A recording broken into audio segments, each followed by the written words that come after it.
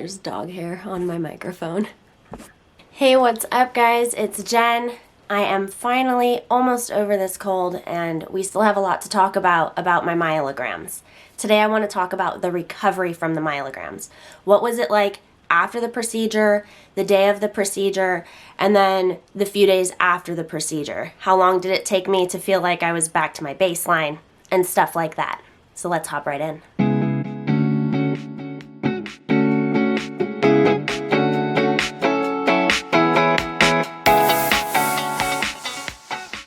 The reason I had to get these CT myelograms is because we know that my brain fluid is leaking from somewhere. We just don't quite know where. The goal of my 2 myelograms was to assess whether or not I have a CSF Venus fistula. And that means that I had to get 1 myelogram on my right side on Tuesday, and then the following day I did my left side on Wednesday. Wednesday afternoon I went in for a blood patch. Well, it ended up being a fibrin glue patch, where we patched the 2 holes that were made in my dura, in my lumbar spine, when they injected the dye to do my 2 myelograms. My 2 myelograms were exactly 24 hours apart. Once I got that dural puncture on Tuesday, we treated me very, very carefully for the rest of the day because we knew that I was gonna have that fresh new leak hole. I can definitely give you a fair assessment of what it's like to recover from just a CT myelogram on that first day. However, on the second day, within a few hours of coming out of my myelogram, I had already gone into the procedure to get my fibrin glue patch. So any healing that was happening after that second day was actually recovering from all 3 procedures at the same time. If you're only getting 1 myelogram, your recovery process is probably going to be a little bit different. But that said, even with all 3 procedures happening at the same time, I want this video to give you peace of mind because the recovery process from the CT myelogram really wasn't too bad. I actually felt like I recovered really well even from the first myelogram before I went in for the second myelogram. But please keep that in mind, that you might need to take this with a grain of salt because I can really only give you the short-term answer for what it's really like to heal from a myelogram. My long-term answer has other procedures and this head cold to also factor in. Myelogram day 1. That was the day that I was laying down on my right side, and if you watched my procedure day vlog or my experience explanation video, you know that all of the dye was able to stay below the level of the kink that they had in my neck. I did not have post-procedure nausea that day. The nurse told me that it's about 20% of the time that patients will get nausea after the procedure. Now keep in mind again that when they inserted that dye, they did make a hole in my dura. That means that that day I was definitely leaking. And man, did I feel it. Anytime I stood up, I swear, 30 seconds, 1 minute, 2 minutes, I was suddenly super breathy. I was getting the palpitations. My arms and legs were feeling really weak and I needed to sit down. This is why they need to hold you in the hospital for a little while, and this is why they tell you to lay down for the rest of the day. By a couple of hours later, I was able to go to the restroom and then go back to the bed, but I still felt really tired just from doing that. By around 4 p.m., that afternoon, which is about 6 hours after the procedure started, I was able to handle about 10 minutes or maybe 15 minutes of sitting up outside on a swing just to get some fresh air. But then I had to go straight back to being flat. And that night, by like 8 o'clock, I felt like I could sit up to eat dinner really quickly and then lay back down. Bear in mind, depending on your doctor and your situation, you may have more or less strict rules than I did after your myelogram or between your 2 myelograms. For me, they wanted me on pretty strict bed rest because we know that I have a pretty undurable dura and we know that I'm already leaking somewhere else. So there's just no point in risking my brain with things like being up and active too soon. But other people might be in a different situation, so keep in mind that your rules might be different. Pretty much all of the soreness and achiness that I felt was in my head, in my brain. Felt like it was from the dye, like it was sore from all of the dye. But in terms of my back and the needle insertion site, I didn't really have any pain there. I do have some lower back injuries from gymnastics, so my lower back does usually have some pain in it, but the pain that I felt after the myelogram wasn't anything significant compared to the pain that I usually feel in my low back.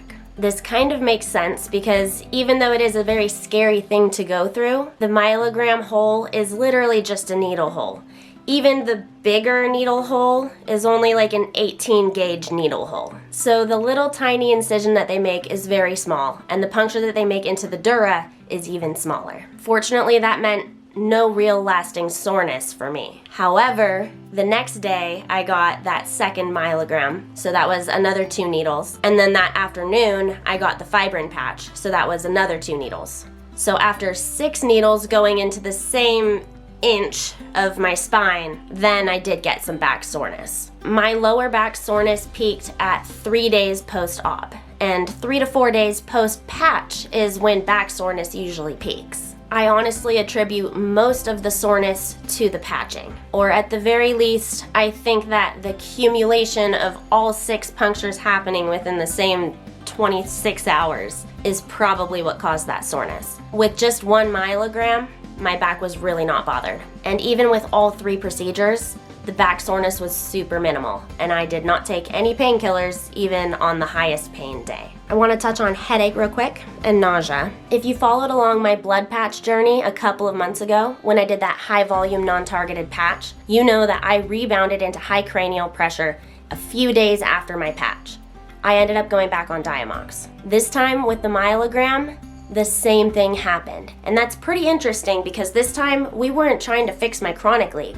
We were only trying to fix the myelogram holes.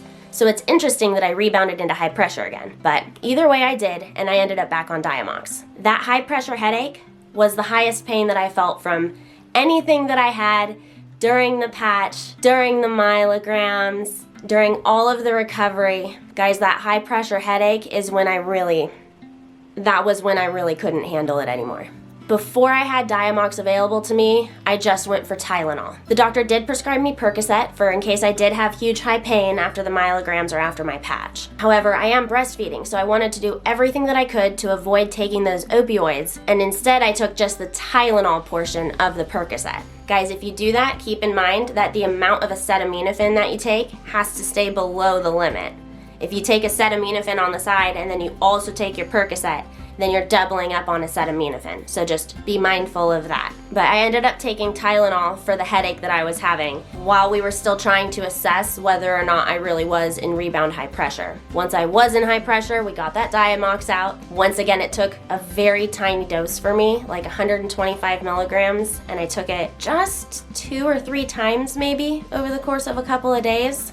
And then it subsided just like it did last time. I'm thinking maybe this is going to be my pattern, and I'm definitely always just going to have Diamox on hand just in case, if I ever end up needing to get another patch again, which I probably will. And while we're on the topic of head pressure, this is where this cold comes in. It was just a few days post-op, we flew home, and when we got home, I realized I'm feeling really tired. I feel like maybe I'm a little bit unusually tired. Like this is more tired than normal tired. But you know, I haven't been sleeping well this week. We were traveling and I was getting my myelograms and I got this patch. So maybe my body's just really exhausted. Maybe I'm just really tired. But the next day I woke up awful, just sinus pressure, head pressure. And this isn't the rebound high pressure headache. This is that sinus pressure headache. And so starting about 3 days post-op, which is about when that achy back pain was finally going away, I started instead needing to deal with this feeling in my cheeks and my nose and sneezing. This ties into nausea because earlier in the week, in between the myelograms and the night after my patch, I was having really bad nausea in the middle of the night. CSF production peaks at like 3 o'clock in the morning. So if you're in that rebound high pressure headache phase, oftentimes you'll wake up in the middle of the night with a big crazy pounding headache. That's what was happening to me. When you're in high pressure, you can also have really bad nausea. So when I was having bad nausea during that, I was taking that Tylenol, and this time I actually also needed to take some Zofran. I was taking Zofran for the anti-nausea, but unfortunately now that I have gotten my head cold, I feel like I can't really be absolutely sure that the nausea and the head pressure that I was feeling was all from the myelogram and from the patching, because so shortly after those symptoms started, I actually ended up with the sinus infection and the coughing green. There's totally a chance that I started to get a cold even during the myelograms, and I just didn't realize it because I was having so many other symptoms that were matching things that can happen from the procedures anyway. Fortunately, I didn't develop the sore throat and the cough until after I was already home, but that was still only 4 or 5 days post-op, and so that was really quick to be suddenly testing my patch with all of this crazy coughing. I am very pleased to report that even though I did some of the most violent coughing I have ever done 4 days post-patch, maybe 5 days post-patch, all seems to be holding perfectly. Remember, this was not addressing my chronic leak, so the hope was that I would get back to my baseline. And for all intents and purposes, I am back to my baseline. I still have my head cold, but I feel completely healed from the 2 myelograms and from the patch. With my procedures being on Tuesday, Wednesday, and Wednesday, I think that by Sunday I would have felt back to normal.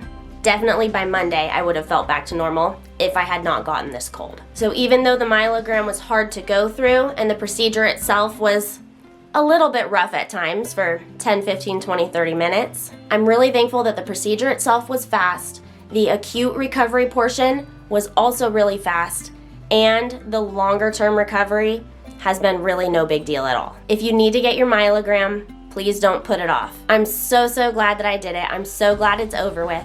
The recovery was no problem, and honestly, the myelogram was so worth the pain to get the answers that we might be getting. You can do it. Let's get those myelograms, and then don't get sick after. Oh yeah, I wanted to mention what the next video is going to be. I do think that part of this easier recovery was because it was a small volume targeted fibrin patch rather than a large volume non-targeted blood patch. There are a couple of reasons why I think that made recovery easier for me. So make sure you hit subscribe. The next video is going to be blood patch versus fibrin patch from the patient perspective, now that I have had both. Okay, see you in the next one.